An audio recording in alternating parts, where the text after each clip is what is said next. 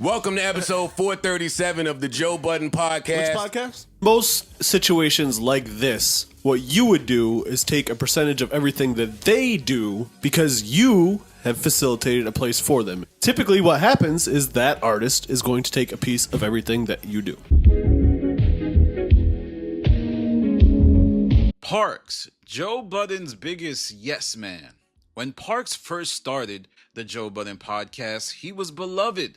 The quiet guy in the corner with smooth audio, a few well-timed one-liners, and just enough safe opinions to stay palatable to the audience. But over time, the audience started to notice some things. The first red flag, his role in the Rory and Mal fallout. Now let's rewind. Joe had rejected the Spotify deal when signed with Patreon.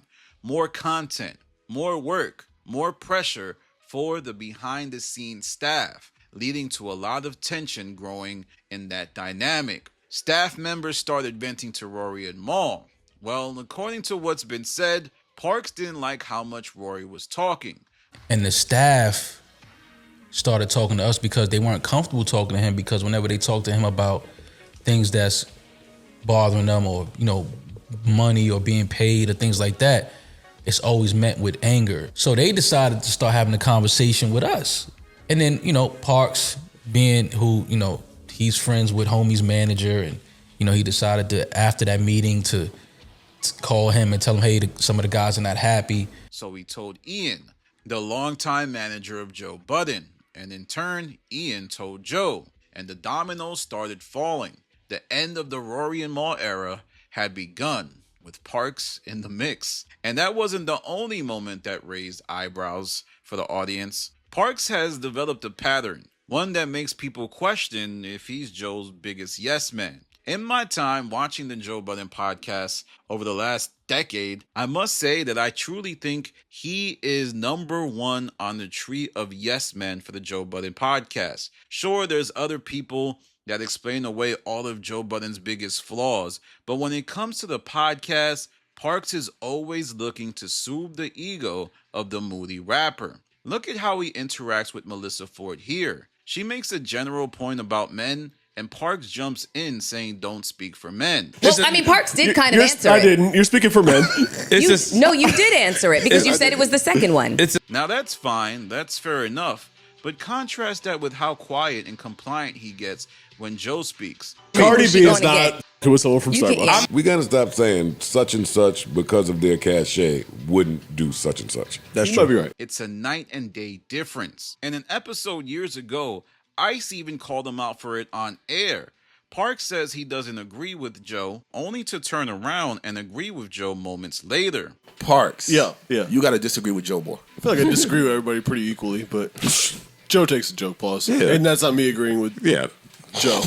That's If you're all about the Then there's the episode during the Rory and Mal breakup, where Parks shares his thoughts on Joe's business decisions with regards to Rory and Mal's contract. And there was another moment where Joe celebrates being independent a year after the Spotify deal. And Parks gives credit to Spotify. Joe seemingly wasn't feeling that, so Parks walks it back. previous relationship with Spotify. Yeah, why are you talking about that? They're still responsible for like a really large part of podcasting.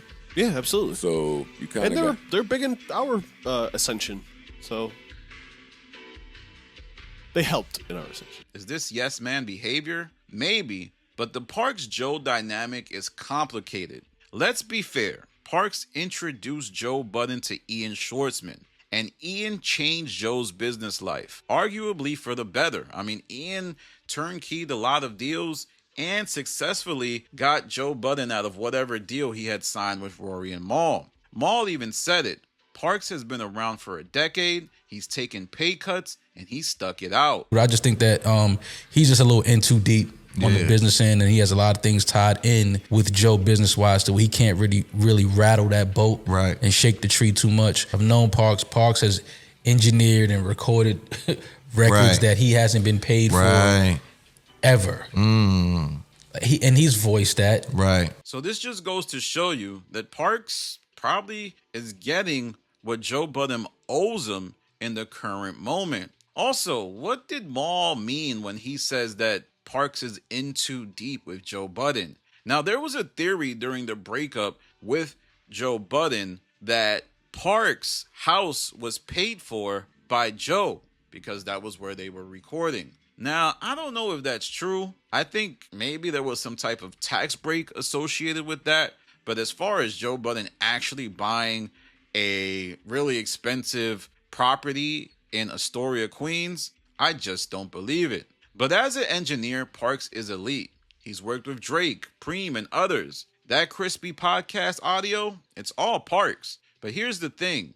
Great engineering doesn't mean great podcasting. Parks isn't a strong on-mic presence. He barely engages unless it's ad-libs or technical takes. And Joe's even criticized him for not editing out problematic moments. That's why it's frustrating. Because I have to fight for...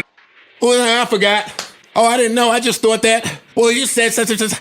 Huh? But then he'll be the first to say some shit like, hey, if you'd have gave me that Bitcoin last week, we'd be up right now. Excuse me? Does Parks want this show to have more of a raw feel? Or is he just being lazy? Meanwhile, Parks loves to critique the other co-hosts like he's some type of podcast evaluator.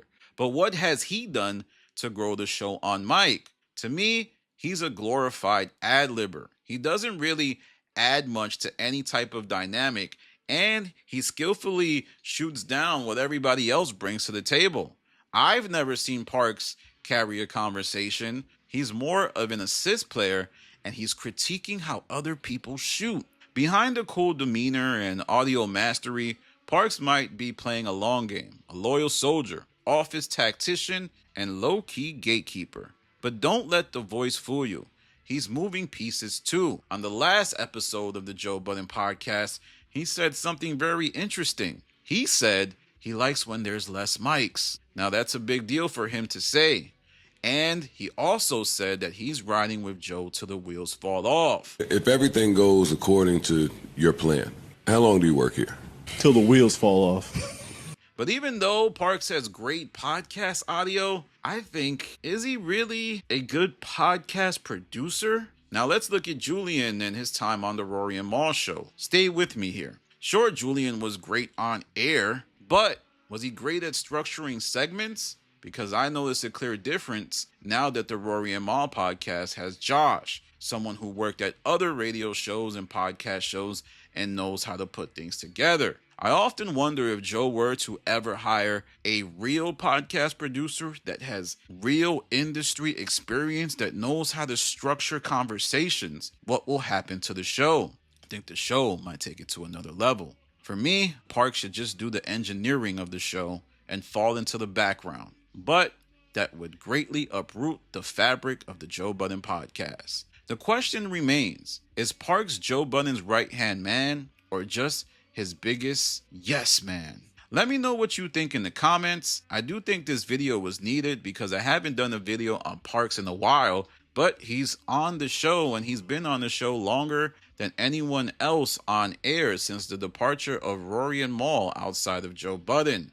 I'm going to be monitoring Parks moving forward because I've had this opinion for a long time. With that said, follow me on Instagram, The Stop TV. Follow me on Twitter, The Stop TV. And also follow my Patreon. It's really good stuff. I just did an episode with Rocky Thunder. And I'm also going to do a video about the JBTV community.